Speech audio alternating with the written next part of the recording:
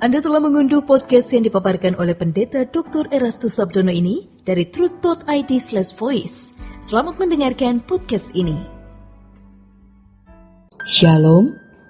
Kebenaran hari ini Rabu 30 Maret 2022 bertemakan mengukir sejarah kehidupan. Bapak, Ibu, Saudara yang dikasihi Tuhan, pasti ada di antara kita yang pernah atau sedang menyesali perjalanan hidup masa lalu. Dan di antaranya, memang ada orang-orang yang sempat disadarkan. Bapa sangat menginginkan untuk bisa menggarap kita menjadi orang-orang yang bernilai.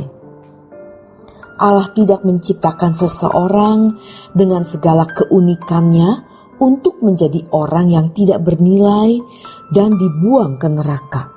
Allah tidak menghendaki demikian. Allah mengingini setiap orang dengan personalitinya masing-masing, yang tidak ada duanya, menyelesaikan pekerjaan Allah yang dipercayakan kepadanya, menerima pengurapan Roh Kudus, dan membuat sejarah hidup yang menyenangkan hati Allah. Allah menghendaki demikian. Allah tidak menghendaki manusia yang diciptakan Allah dengan begitu unik dan pasti memiliki keluarbiasaan, ditunggangi oleh kuasa gelap, sehingga sepak terjang hidupnya, petualangan hidupnya, adalah petualangan hidup yang mendukakan hati Allah. Menjadi pertanyaan bagi kita semua, apakah selama ini petualangan hidup kita sudah merupakan petualangan hidup anak-anak Allah? Kuasa gelap membuat hidup kita menjadi tidak jelas, kabur. Sebenarnya kalau kita berurusan dengan Tuhan secara sungguh-sungguh, kita bisa. Setiap kita harus berurusan dengan Tuhan, harus bersentuhan dengan Allah. Sebab Allah mau menggarap kita secara khusus. Hanya dengan bersentuhan dengan Allah melalui Roh Kudus, kita bisa mengukir sejarah kehidupan sebagai anak-anak Allah. Tetapi sayangnya, kita melihat satu penyimpangan yang telah terjadi selama berabad-abad. Petualangan hidup dengan Allah digantikan dengan ilmu tentang Tuhan. Pengalaman hidup dengan Tuhan secara pribadi digantikan dengan teologi. Dan ironisnya, hal itu dipelopori oleh para teolog. Mereka merasa bahwa dengan belajar tentang Tuhan, itu akan menentukan kualitas hidup kekristenannya. Bapak, Ibu, dan saudara-saudara yang dikasihi Tuhan, coba kita perhatikan orang yang ingin memiliki kuasa supranatural. Dia pergi ke tempat-tempat keramat, ke gua-gua, ke gunung-gunung yang dianggap memiliki kekuatan gaib, dan juga ke kuburan-kuburan. Mereka berpuasa dan melakukan berbagai ritual supaya memiliki kekuatan. Lalu, mengapa kita tidak mencari Allah seperti itu? Kenapa untuk Tuhan kita tidak mencari segiat itu? Apalagi di dunia modern ini, Tuhan menjadi tidak laku. Dengan begitu banyak racun yang telah merusak pikiran, Tuhan dianggap tidak ada atau tidak perlu ada. Bahkan sampai tidak percaya bahwa Tuhan itu ada. Carilah terus sampai kita mengalami Tuhan.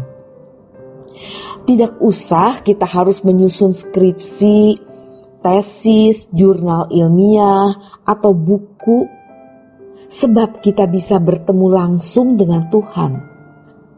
Kalau kita berjalan dengan Tuhan, kita pasti akan menemukan Yesus dalam hidup kita. Bapak, Ibu, tentu dengan mengatakan ini bukan berarti kita anti teologi, kita anti STT. Tetapi teologi dan STT tidak menjamin seseorang memiliki hidup yang berkualitas sebagai orang yang diurapi. Itu masalahnya. Maka Tuhan Yesus berkata di Lukas 18 ayat 8, apakah kalau Anak Manusia datang, dia mendapati iman di bumi? Artinya, orang Kristen yang sesuai standar iman yang Allah kehendaki. Maka kita harus mau periksa diri. Sebab sebagian besar orang tidak peduli akan buku hidupnya. Sebelum takhta pengadilan Tuhan, gambar-gambar yang buruk, mari kita minta Tuhan hapuskan. Kalau kita sungguh-sungguh bertobat. Ini kabar baik. Allah mengampuni, Allah melupakan. Kita membuat lembar hidup yang baru. Hidup kita akan diubah. Jangan beri kesempatan kepada manusia lama kita.